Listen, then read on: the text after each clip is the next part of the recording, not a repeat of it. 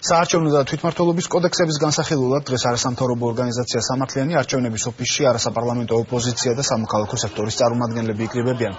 მთავარ განსახილველ საკითხებს შორის არის საარჩევნო სუბიექტებს შორის სარეკლამო დროის თანაბრად გადანაწილების პრინციპები, არჩევნების წესის შეცვლის პრინციპი და წინასაარჩევნო გარემოს გაუმჯობესება.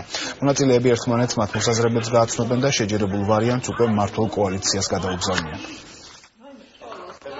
შეხვედრის მიზანია, რომ ერთმანეთს გაუზიაროთ ჩვენი შეხედულებები და რეკომენდაციები, გავეცნოთ ერთმანეთის დოკუმენტებს და იქ ალბათ სადაც იკვეთება ჩვენი ინტერესები, თქვათ ერთნაირი ხედვა გვაქვს, ერთობლივად მოვახდინოთ ამ საკითხების ლობირება და ადვოკატირება ინტერფრაქციულ სამუშაო ჯგუფში. ბევრ საკითხთან დაკავშირებით გვაქვს საერთო პოზიცია არასამთავრობო სექტორთან. ვფიქრობ, რომ ძალისხმევა არასაპარლამენტო პარტიებისა იქნება გაძლიერებული არასამთავრობო სექტორით, რათა მივიღოთ დემოკრატიული და სამართლიანი საარჩევნო კოდექსი.